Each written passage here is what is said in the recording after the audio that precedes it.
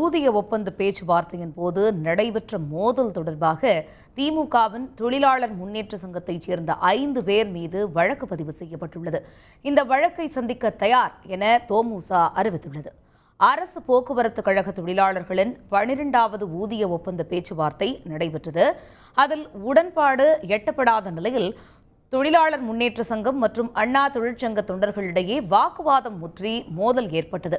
இதில் அண்ணா தொழிற்சங்கத்தைச் சேர்ந்த சந்திரமோகன், அர்ஜுனன் ஆகியோர் படுகாயமடைந்தனர். அவர்கள் அளித்த புகாரின் அடிப்படையில் முதற்கட்டமாக தோமுசவைச் சேர்ந்த 5 பேர் மீது சிட்லப்பாக்கம் போலீசார் வழக்கு பதிவு செய்து விசாரணை மேற்கொண்டு வருகின்றனர். தோமுசவைச் சேர்ந்த 5 பேர் மீது வழக்கு பதிவு செய்யப்பட்டிருப்பதை சட்டப்படி எதிர்கொள்ள தயார் என அந்த சங்கத்தின் பொருளாளர் நடராஜ் தெரிவித்துள்ளார். நடைபெற்ற விஷயத்தில் எங்கள் கார் கண்ணாடி கூட உடைக்கப்பட்டது. அதை நாங்கள் பெரிதுபடுத்தவில்லை. இது சில நேரங்களில் சகஜம் என்று கருதி எடுத்துக்கொண்டு அது ஒரு வழக்காக கூட நாங்கள் சொல்லுவோம். அப்படிப்பட்ட ஒரு சூழ்நிலை ஏற்பட்டால் அதை நாங்கள் சட்ட ரீதியாக சந்திக்கவும் தயாராக இருக்கிறோம். ஆனால் இப்படிப்பட்ட தொழிற்சங்களுக்கிடையே மோதல் போக்கை தவிர்க்க வேண்டும் என்பதுதான் எங்கள் நிலை.